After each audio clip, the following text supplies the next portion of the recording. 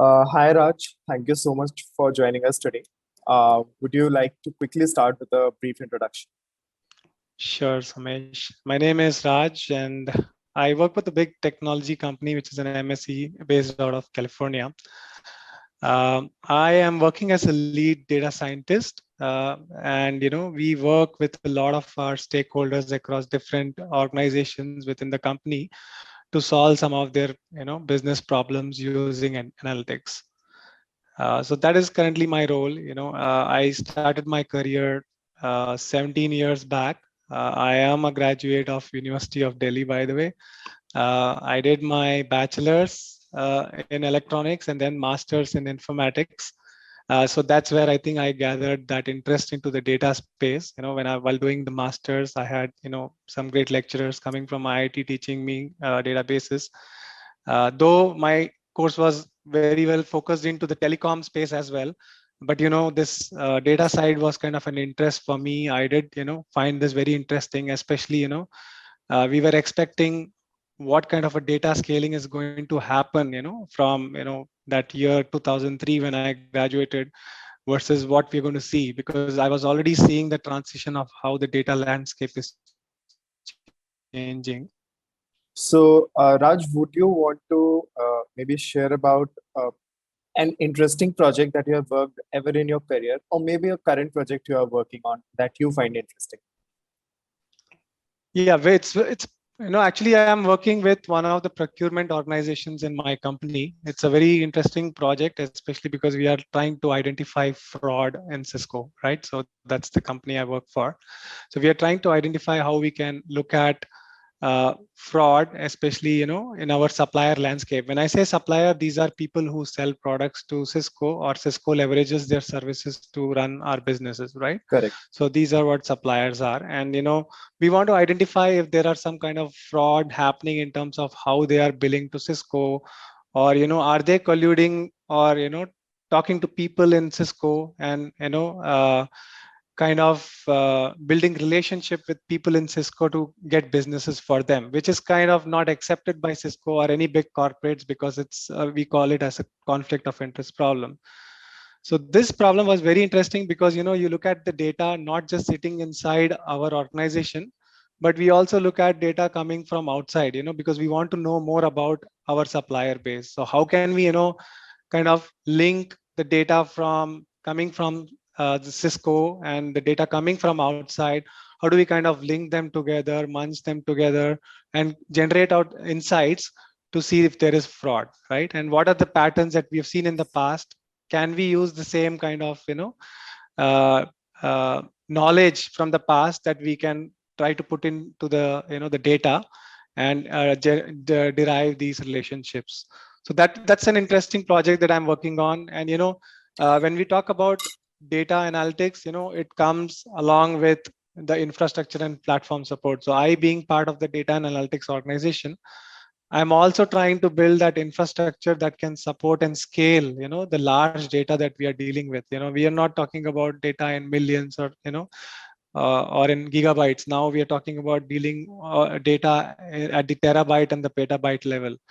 So how do we ensure that this infrastructure also can support such kind of analytics to be feasible on a longer run? So these are the two very interesting areas that I'm currently working on. And yeah, so quite a fun, especially when it comes to fraud. I think it's something which is a lot of value to any company. So yeah, so that's what I'm working on. But there have been a lot more interesting projects that I've been working on, but just this is the latest one that I wanted to share. No, no, absolutely. And that sounds very cool. And in fact, a bit futuristic as well, that you are able to predict the frauds and there's a lot of human behavior element involved Exactly. in this. So that's very futuristic. And we do hear nowadays that data analytics is a very up and coming field and it's all the rage in the industry. So, what are your views, Raj, on where data analytics is heading and how it is going to be adopted in the industry, let's say 5 or 10 years from now? What's going to be its scope? Yeah. So I think I would, I cannot give you one point around that, but there are multiple things we should, carry forward from this Sure. discussion. One thing is being you should kind of know the domain that you're working with. That's for taken, right?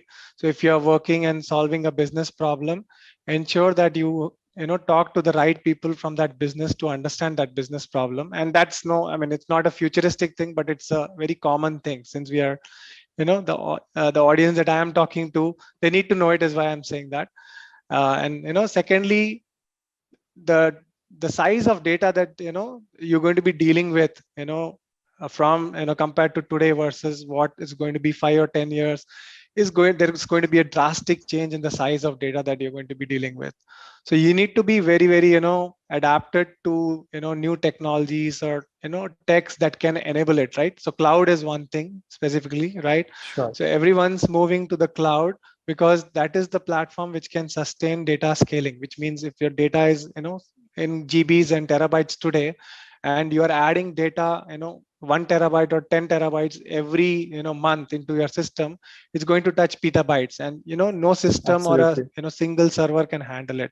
That's when the power of computing or on the cloud computing can help you. So it's definitely something which everyone should be aware of in the next 5 years. I think people should be very, very well versed with the cloud technology to be able to handle that amount of data. And second thing is, there is a lot of research that's happening in this space, especially in the deep learning and analytics space. Definitely, when you are learning this program as part of your curriculum, keep the foundations very, very strong. The statistical and the mathematical acumen that you need will be required to learn these advanced concepts. When I talk about advanced concepts, especially, we have the techniques like the natural language processing, where you are looking at text, or reading a lot of text data and trying to generate insights out of it. How do you understand that grammar or vocabulary of a particular Correct. language? How do you decipher information out of it? So that's where I think you need to be very, very aware of the new technologies that is helping you do things easily. You don't need to design algorithms or create algorithms to build that capability. There are already frameworks available, right, that you can actually just plug into your system and just tune it to the data that you are dealing with. So this type of solutioning, we call it as a transfer learning, right? In the corporate world, if you come, you will there's a immense focus on transfer learning, because we don't develop things from scratch. Yeah, If you we do want to do don't need to that, we have reinvent to the wheel. spend, yeah, we have to reinvent the wheel. It's going to take 3 to 4 years to just do the research, and companies don't have that kind of time That to much time. generate business insights. So leverage what is there through the means of transfer learning, tune it to your particular environment or the data that you are looking at, and then generate insights out of it. And such kind of things would require, again, like I said, your ability to process data faster, your ability to comprehend the results that are coming out of your models, because that's where I said you need to have a very stats and a mathematical foundation, so that you are able to understand what is coming out of it and retune it if required. So I think that's where the industry is going to go. Just keep a watch on it.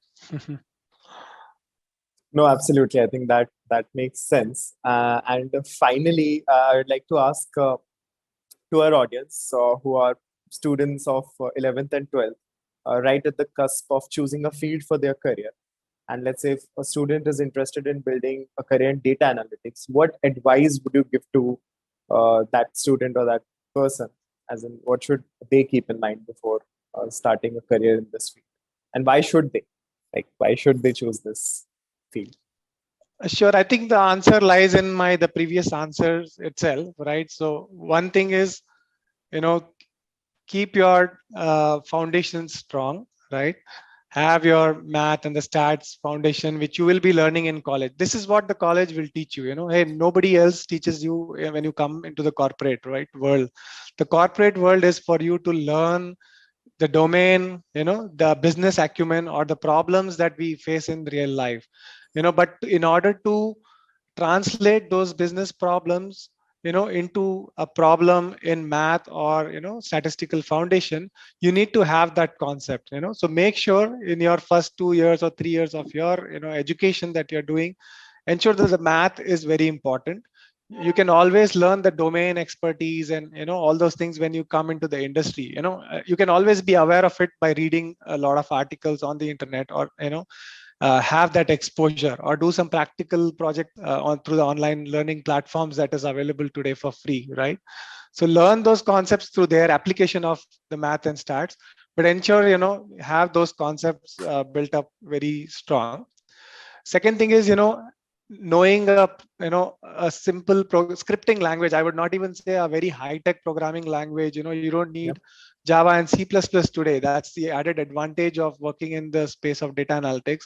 You can work with simple scripting technology, or the programming framework like the Python or R. They don't require you to have a solid computer science background, or data structure background to start coding, right? So these are scripting tools that you can learn over there is something called Go programming that's coming in. And there are few things that are coming in that is a little easier from the actual the object oriented programming world, because these things not just enable you build models uh, for you, but it also helps you kind of pre-process your data, which is 80% of the job in analytics, any analytics project, right?